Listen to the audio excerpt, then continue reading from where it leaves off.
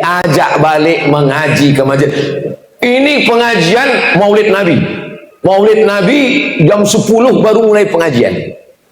Sebelum jam 10 tuh ya Hanana, ya Hanana, ya Hanana, ya Hanana, ya Hanana, ya Hanana sampai jam 10.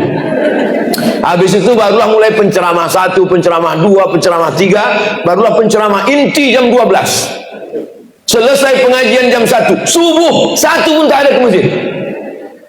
Apa ini? Saya kalau buat pengajian dari maghrib ke isya. Kenapa saya buat pengajian dari maghrib ke isya? Supaya masyarakat paling tidak sembahyang 2 kali. Sholat maghrib berjamaah, sholat isya berjamaah. Tabligh akbar penting, tabligh akbar. Tabligh akbar dibuat cepat-cepat. Supaya apa? Supaya cepat selesai pulang ke rumah. Hadrah penting. Ya Hanana penting, karena itu seni. Lagu Ya Hanana termasuk lagu kesukaan saya. Dinyanyikan itu untuk apa? Untuk menggantikan keyboard tunggal, keong racun, kucing garong, cinta satu malam, selimut tetangga, pulang-pulang berbadan 2. Itu seni Islam. Hadrah, maulid, bagus, tak ada salahnya. Ini pentingnya. Maka yang 3 ini kuncinya. Akidahnya Asy'ari, fikihnya Syafi'i, tasawufnya Sunni, bukan falsafi. Tuhan itu duduk di atas arasy. Di mana Tuhan itu? Di atas. Mana bisa Tuhan ditunjuk? Dalam akidah Nasafiyah, dalam akidah Tahawiyah, Allah munazzahun anil jihati sitti. Allah itu maha suci dari 6 arah. Tidak di muka, tidak di belakang, tidak di atas, tidak di bawah, tidak di kanan, tidak di kiri. Kenapa? Karena dia bebas dari ikatan ruang, tempat, dan waktu. Waktu itu dia menciptakannya. Waktu itu baharu, muhdas. Sedangkan Allah qadim. Kalau Allah berpindah, sebelumnya dia tak bertempat, diciptakannya tempat. Dari tak bertempat pindah dia ke tempat, berarti dia bertentangan dengan mukhalafatuhu lil hawadis. Abdul Somad tadi di mana? Di Batam. Sekarang di mana? Di Natuna. Duduk dia di atas kursi. Berarti samalah dengan Allah duduk di atas arasy. Sedangkan Allah itu walam yakul lahu kufuwan ahad, laisa kamislihi syai'un. Payah kami memahaminya Pak Ustaz. Makanya ngaji duduk tentang akidah sifat 20. Dibuatkan pelatihannya. Pelatihan ustadz-ustadz dan guru mengaji selama sepekan. Datangkan ustadz yang pakar, yang alim tentang sifat 20. Supaya tidak tergolong kita nanti ke dalam mujassimah, menfisikkan Allah, menyerupakan Allah dengan makhluk. Padahal Allah itu walam yakul lahu kufuwan ahad, laisa kamislihi syai'un. Akidahnya Ahlus Sunnah wal Jamaah, Imam Asy'ari. Fikihnya fikih mazhab Syafi'i. Pulang dari umrah langsung menyalahkan Imam Surawi. Saya kemarin di Madinah 4 hari, di Makkah 4 hari. Ternyata Makkah Madinah nggak ada kunut subuh.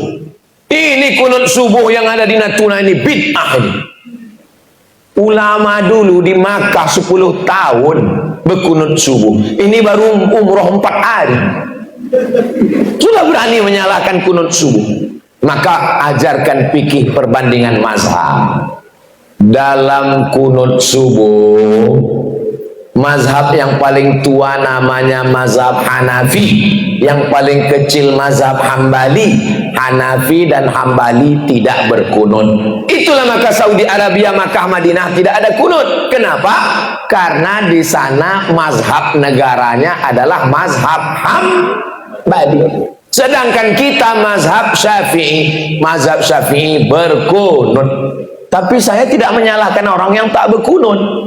Saya kalau sholat di Masjidil Haram, Masjid Nabawi, saya ikut imamnya. Kalau saya sholat di Masjid At-Taqwa, Masjid Muhammadiyah, 2 tahun saya jadwal rutin di Masjid At-Taqwa Muhammadiyah. Di belakang Ramayana, Pekanbaru, rutin saya mengaji zuhur.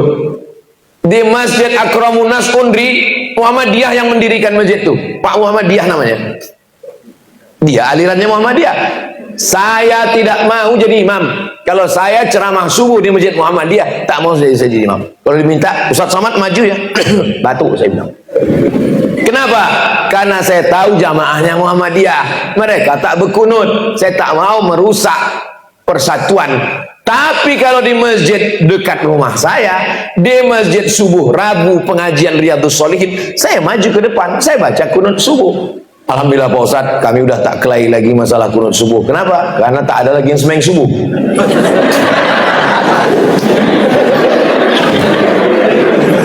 Jamaah mesti dipahamkan dalam pengajian ngaji. Tabligh akbar penting. Tabligh akbar sebulan sekali, setahun sekali. Itu refresh, untuk show, untuk menunjukkan syiar.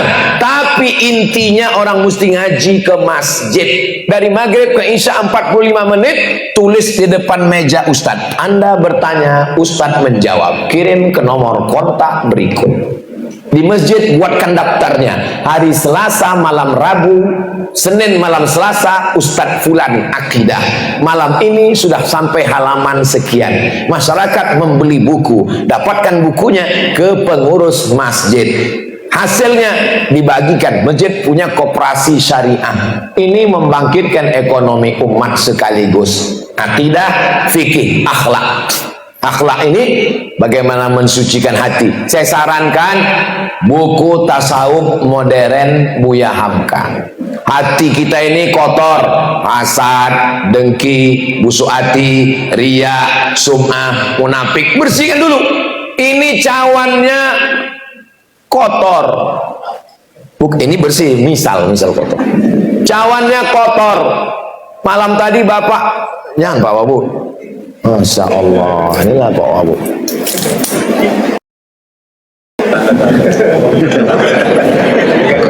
Jazakumullah. Jazakumullah khairan.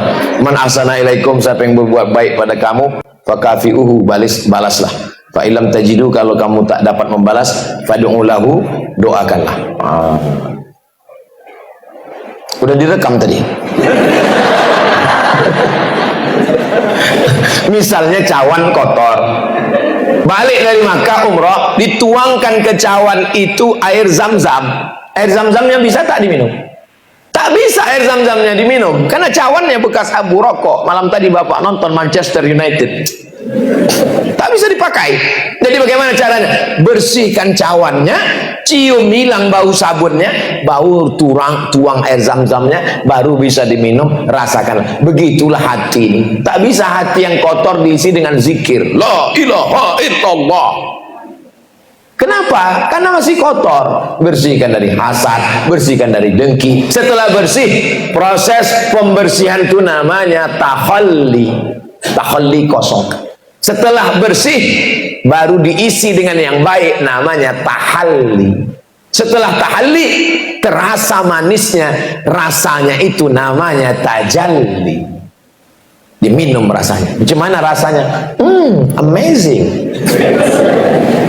Itu tasawuf. Tapi ada orang yang bertasawuf tidak sembahyang. Waktu ditanya, kau kenapa tak sembahyang? Aku tak putus hubunganku dengan Allah.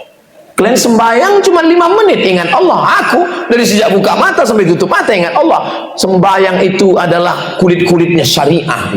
Aku sudah sampai pada hakikat. Ini tak betul. Ini bukan tasawuf ahlus sunnah. Ini tasawuf batil. Al-haqiqatu bila syariatin batilah. Hakikat tanpa syariat batil, syariat tanpa hakikat atilah, sia-sia hampa. Jadi yang ketiga ini mesti kita pegang. Saya yakin dan percaya, saya tidaklah mengguru-gurui para alim ulama, para habaib, ustadz yang hadir pada kesempatan ini. Saya hanya sekedar bercerita saja. Ustadz Somad kalau ceramah itu kenapa suaranya menggelegar seolah-olah menggurui kami? Tidak, ini karena sound systemnya mantap. Saya ceramah bisa pakai suara lembut. Marilah kita jaga masjid kita supaya anak kita selamat dalam Ahlus Sunnah wal Jamaah. bisa, bukan tak bisa saya ceramah lembut itu. Cuman kita mau menyemangati para ulama kita, ustadz kita, anak-anak, ibu-ibu, jaga supaya jangan sampai dirusak oleh berbagai macam aliran. Apalagi tadi waktu saya tengok di map, di mana lokasi posisi Natuna. Kiri Semenanjung, kanan Sarawak Sabah, atas Vietnam, bawah Indonesia, pas di tengah. Pas saya tengok, mak kalau datang tsunami habis kita ni. Titik di tengah. Kalau tengok dari atas tak nampak apa-apanya, titik pas dekati.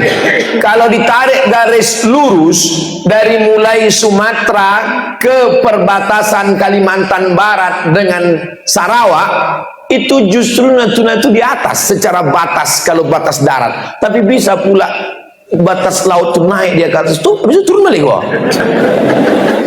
Menjadi orang Indonesia bagi masyarakat Natuna adalah kenikmatan yang luar biasa. Banggalah jadi orang Indonesia.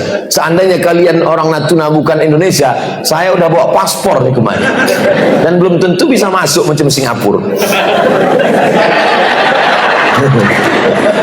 Natuna ini kaya dengan alamnya, maka agamanya mesti kuat. Penduduknya 89.000 jiwa menurut sensus 2019 versi google.com. Untuk nyatanya tanya sama Pak Bupati, mudah-mudahan Natuna ini tetap dijaga Allah, baldatun thayyibatun wa rabbun ghafur. Jangan kita berkelahi karena masalah agama ini. Kenapa Ustadz Somad disalah-salahkan mereka? Kami tengok di YouTube itu wajah Ustadz dicoret-coret, ditulisnya UAS Ustadz ahli subhan. Ada 3 titik. Ada 3 titik yang membuat saya tak bisa bersama dengan mereka dan mereka tak bisa menerima saya. Pertama, karena saya kalau berdoa bertawassul.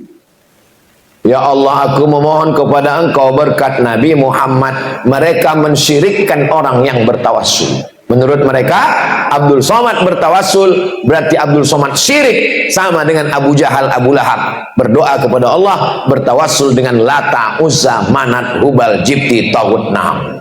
2. Saya kalau melaksanakan suatu, saya ikut ulama. Kata Imam Ibnu Hajar Al-Asqalani, memuliakan hari lahir Nabi Muhammad itu baik karena bersyukur kepada Allah, sebagaimana kita bersyukur atas selamatnya Nabi Musa waktu lewat menyeberang Laut Merah. Bersyukur kita dengan puasa Asyura. Tiap tahun kita berpuasa bersyukur pada Allah. Begitu juga kita bersyukur dengan lahirnya Nabi Muhammad. Maka dibuatlah maulid Nabi. Bagi mereka maulid Nabi adalah bid'ah, dan bid'ah adalah dhalalah, dan dhalalah adalah finnar. Maka Abdul Somad membuat maulid berarti Abdul Somad sesat, Abdul Somad masuk neraka. Yang ketiga, saya mentakwilkan ayat-ayat mutasyabihat supaya tidak terjebak menjadi mujassimah. Yadullah fauqa aidihim, tangan Allah di atas tangan mereka. Mana bisa ayat itu dipahami dengan tangan Allah menurut ulama Ahlussunnah? Maka dimaksud tangan Allah, kuasa Allah. Ar-Rahman 'alal arsy istawa. Allah bersemayam di atas aras. Mana bisa Allah ditunjuk disemayam di atas aras? Mujassimah kita menjisimkan Allah, memfisikkan Allah, memakhlukkan Allah. Maka maknanya adalah Allah Maha Kuasa. Bapak Bupati duduk di atas singgasana kekuasaannya selama 2 periode. Udah berapa periode? Apakah selama 10 tahun itu duduk aja di atas kursi? Kan tidak, turun juga ke bawah. Apa makna duduk di atas kursi? Duduk di atas kursi itu artinya berkuasa. Tidak bisa dipahami duduk di atas kursi tekstual. Saya mentakwilkan ayat-ayat. 3 titik itulah membuat mereka menyerang saya. Ini perlu dijelaskan, karena orang banyak tak paham, dianggapnya ini kan hanya perbedaan mazhab saja, ini perbedaan tipis-tipis saja. Oh, tidak begitu guys. Ini masalahnya mendasar. Perbedaannya dalam masalah akidah. dalam masalah fikih, dalam masalah tasawuf, maka kita mesti berpegang. Kalau bisa kita pegang itu, maka insya Allah selamatlah keluarga. Ada sebagian jamaah ini, Pak, anak bapak masukkan ke situ. Iya Pak Ustadz. Kenapa bapak masukkan? Nanti disesatkannya bapak. Oh, saya cuma ngambil 2 aja Pak Ustadz. Situ bahasa Arabnya bagus, dengan hafalan Qurannya aja. Yang lain-lain tak bisa kita ambil. Oh, mana bisa? Nanti anak bapak ngambilnya sepaket. Oh enggak Pak Ustadz, saya ngambil bahasa Arabnya sama hafalan Qurannya aja. Ya serahlah, dikasih tahu tak mau. Sebulan 2 bulan datang ke saya. Saya keluarkan anak saya itu Pak Ustadz. Kenapa tak ambil Quran bahasa Arabnya aja? Pas libur kemarin pulang dia ke rumah Pak Ustadz. Pas sedang makan, dibilangnya ke saya, ya NU sesat, Muhammadiyah sesat, Persis sesat, Perti sesat, Tabligh sesat.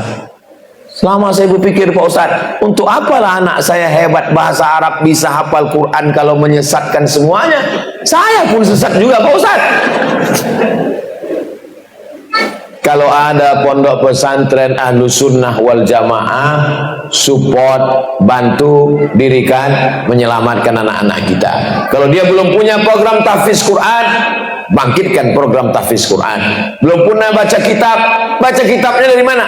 Ambil dari Sidogiri, Jawa Timur, ambil dari Peloso, ambil dari Lirboyo, ambil dari Tebu Ireng, ambil dari Gontor. Bisa.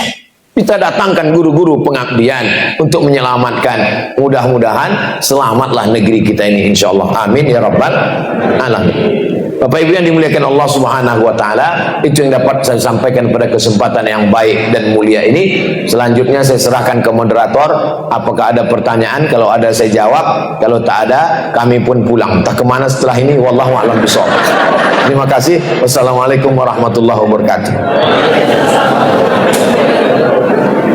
Bismillah.